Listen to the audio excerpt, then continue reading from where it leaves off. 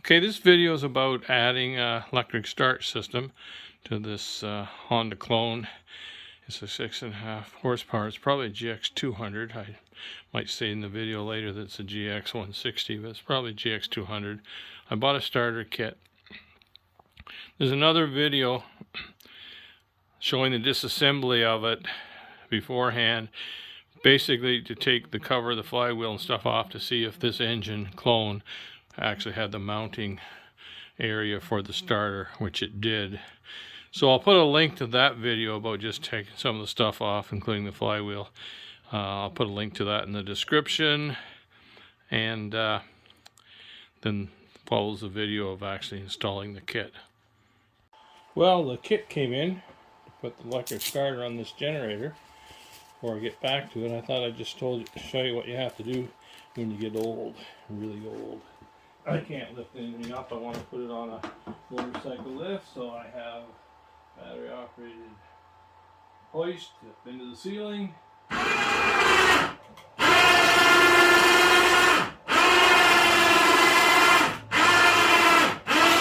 just lift it up.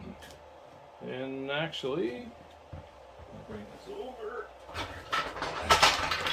And I have this piece of plywood. It's on for the wheels. That square. So I think I have the wheels at this end, if I'm not mistaken, since this is the end the engine's at. Further.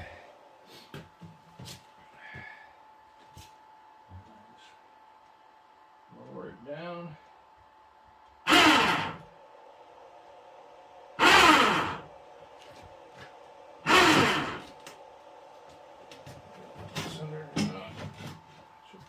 Try to make sure it's centered, so it goes this way a bit.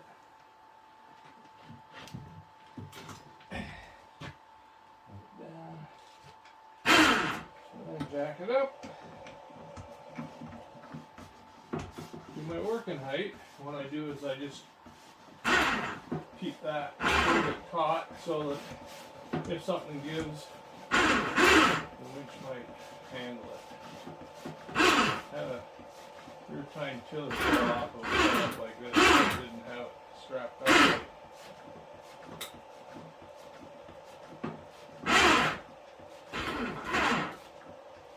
You always be aware of things that might fall. I have a lawnmower battery into a snowblower so that it can run electric chute. Hit me one day to put something on the bottom and the battery fell out and bounced off my head. That's no wise move. There we go. I think we're all right. I'll go open that box, see if everything's in it. So everything seemed to be in the kit that was supposed to be there. Bought this on Amazon.ca. Possibly would have been a little bit cheaper coming through Amazon.com with it importing. Didn't know whether the import fees included the HST or not. Just thought it'd be easier to get it from the Canadian side. Crazy thing is, it costs less than what I would have to pay to get a starter for that 5 horsepower Tecumseh over there. I want more for the single starter for the Tecumseh than a starter, a flywheel, a shroud, charging coil. Anyway, something I didn't do in the first disassembly. I didn't need to take it off to get the flywheel off. It's the coil, but put the new one on just in case. I'll be taking it off, moving it to the side, and then once the new flywheel's on, having to do a readjustment on it.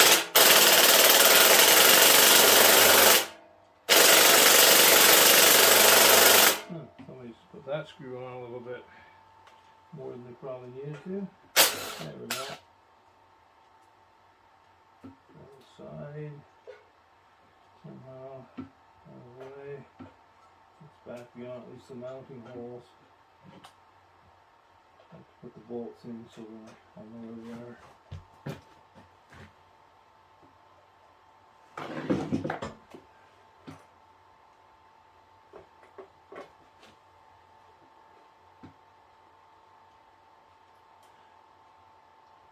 The reason I'm partly doing this video is there's lots of other videos on, but hopefully I'm going to show the wiring, good description of the wiring to get it. Although it comes with a fancy key switch thing.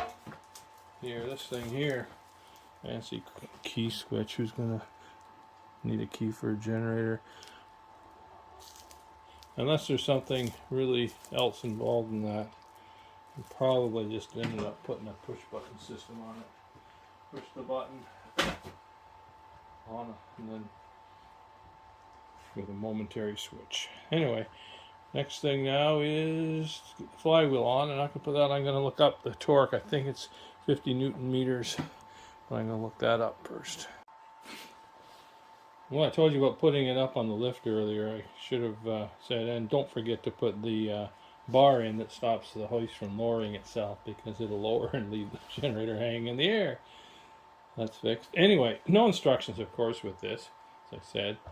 I got the coil. I'm going to put it on here because, again, I looked up another video where the fella had actually taken a flywheel off that had coils under it already. Actually had two of them. And this one of them was located in this position, and the other one was located across here. So that's where that one's going. It had little ears on the inside that fit in the mounting bolt holes. So that lined it up. The wire goes out here. I'll have to try and make sure it goes nice and tight and can't touch any part of the flywheel at some point. Well, that's that on. Like I said, I'm not sure 100% how important the coil is, because the generator puts out 12 volts. You could run the 12 volts output from the generator to charge your battery right from the generator itself. But anyway, I'm putting it on. Hopefully there isn't a defect or a problem with it. Okay, so I've got the flywheel back on. The fan fit. The egg-shaped hole in the fan. Actually, I was going to say the egg-shaped hole in the fan had an extra little piece of hole out of the side of it, but obviously that's not a problem with the kit because that's the original fan. So that shouldn't be an issue. It had the four little feet that fit in the four of them. They fit in the flywheel right. The cup seems to have gone onto the holes where it should. We got the three of them in the three. They're bigger holes than the little pins, but the I don't know. I'm going to loosen that off and just see whether the two pins. Obviously, that's no good. If I try to line up two pins, if the third one doesn't line up, it's not going to fit. So I guess those three pins have to go in the three holes that are larger. That only makes sense because there would be no hole. It's got to be like that. I'm sure the original video will show it, right? Anyway, for tightening the and I looked up the torque, and the torque is about 54 foot-pounds, not Newton meters. It's 75 Newton meters.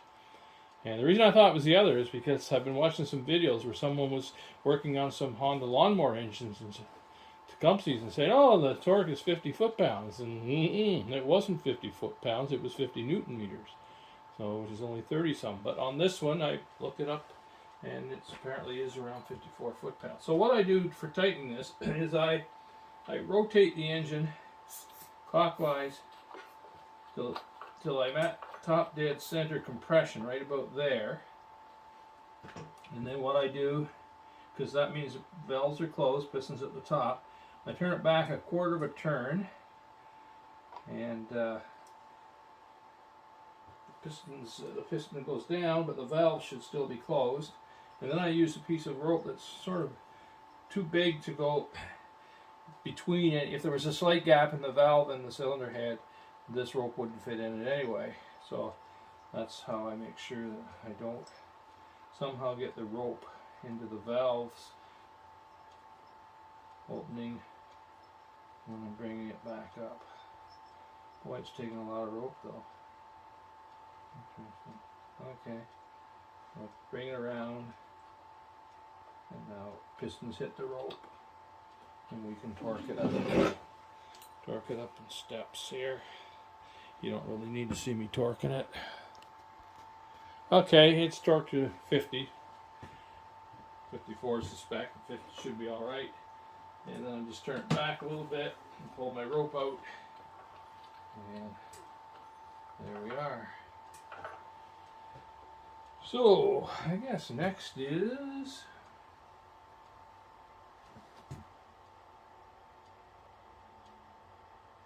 mounting the starter. And I'm looking at here, and I just hope that the starter mounts after the flywheel. It'd be kind of stupid if it mounted before, but I may have an issue getting that bolt in. Anyway, would be the first time I went back and forth and back and forth. Should have watched those videos closer, shouldn't I? Okay, how many people, while I was off camera there, were saying, "You're an idiot. You're an idiot," because I'm an idiot.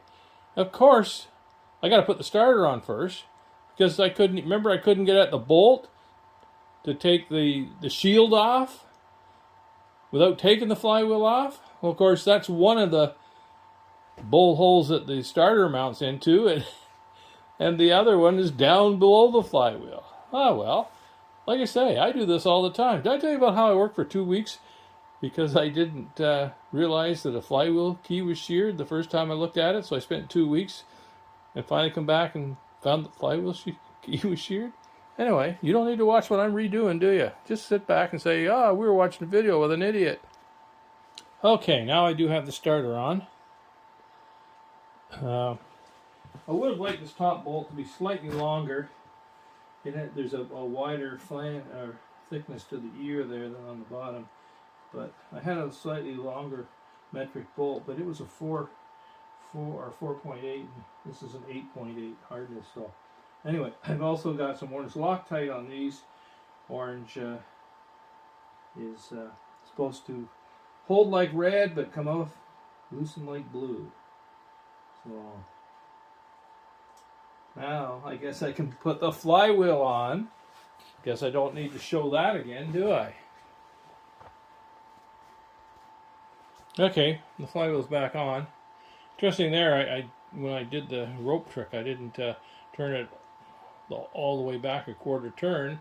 Thought I had filled it with rope, and it actually slipped past the rope on me.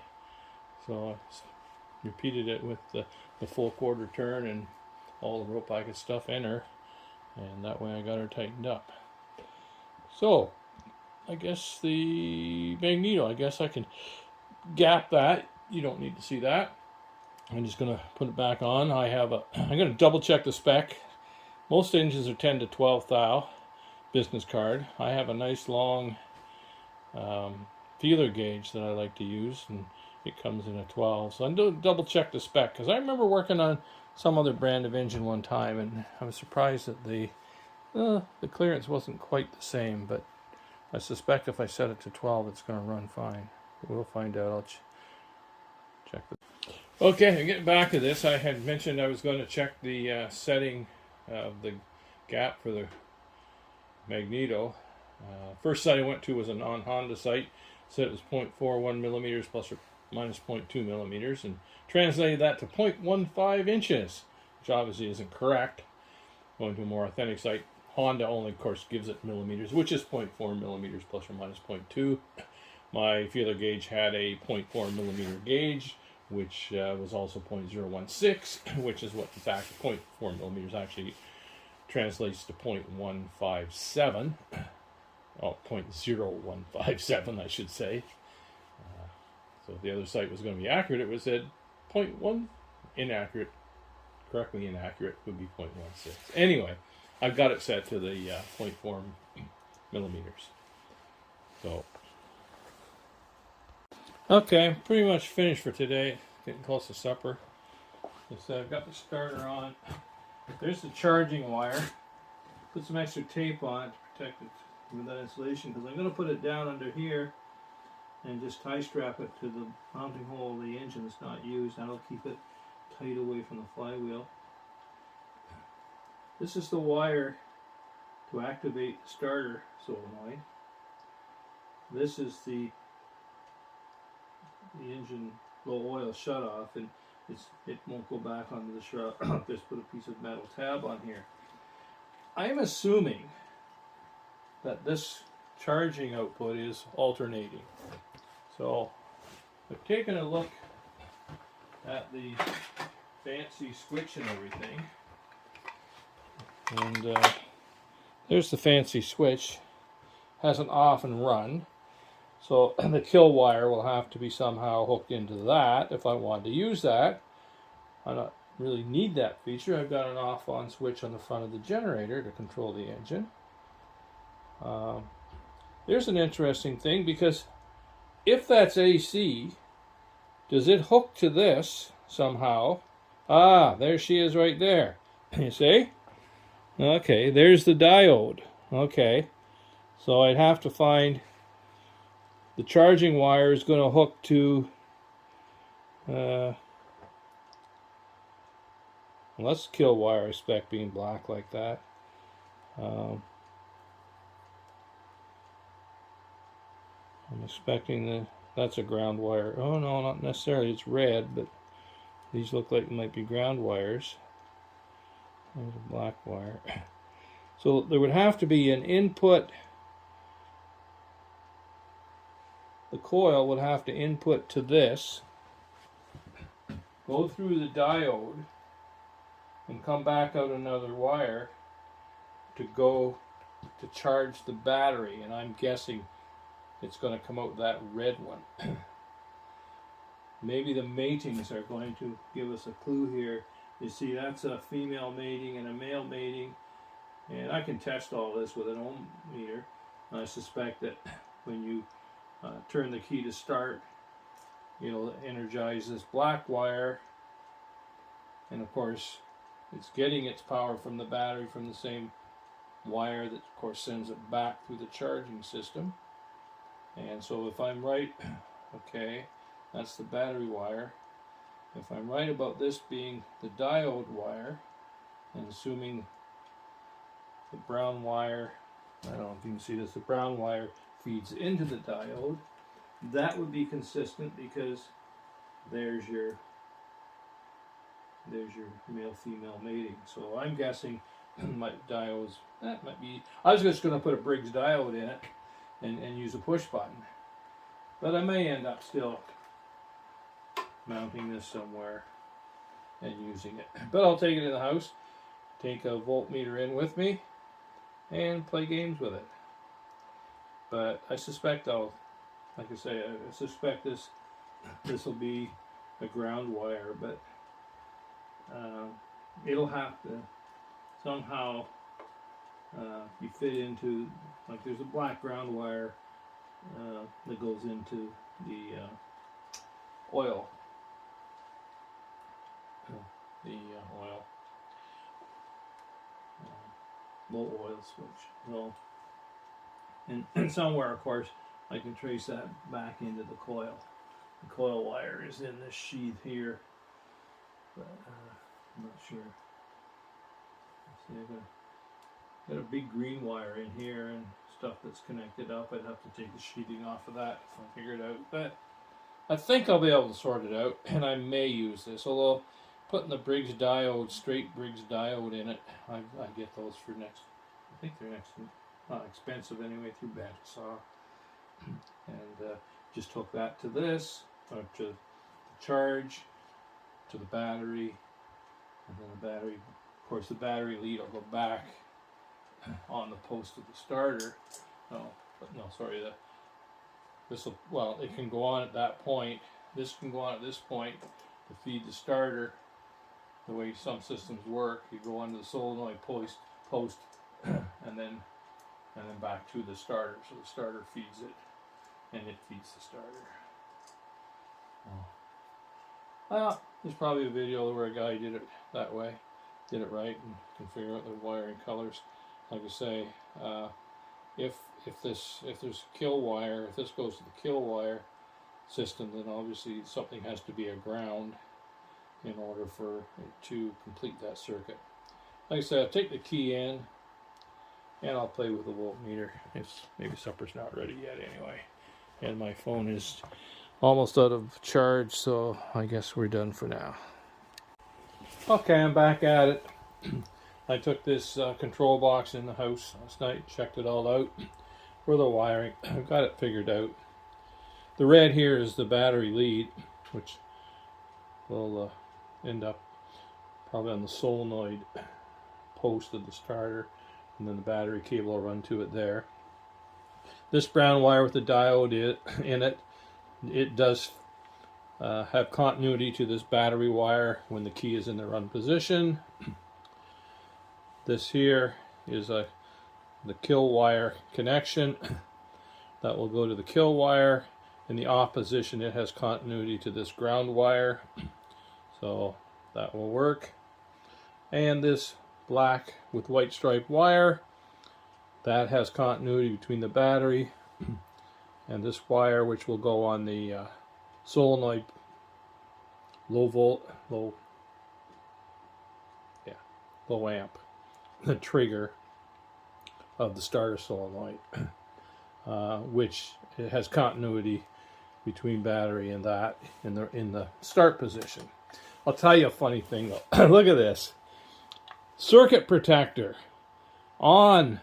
Push for off. It looks like it should be down or up. But all it is spring loaded. Because guess what? Inside, there's absolutely nothing connected to it. That's not a circuit breaker. It doesn't. How can you break a circuit when you got no wires connected to it? What a joke.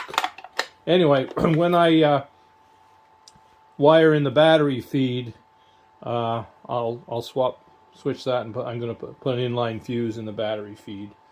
So just for some coverage like you would on riding mower or something. I think that would protect it from if something happened with the charger or whatever. Anyway, so that's where I'm at now. What I'm going to do first, I think, is do a quick and dirty hookup with a booster pack and actually see the starter engages okay. We'll see how that works. Okay, just for those who like the whir of the noise, something working.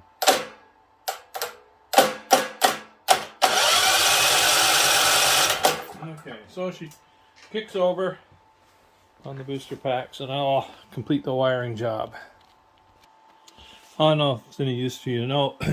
I don't know if these generators are standard wired, but what I'm finding in the sheath of wiring is there's a green, big green wire, but it's actually spans out to splice there together to two roots. So what it is, this end of the green wire, right up in here, it's connected to the coil kill wire, and then it can go down and ground it through the switch on the generator face cover, or it can come down around this path, around through, and be grounded by the oil level switch.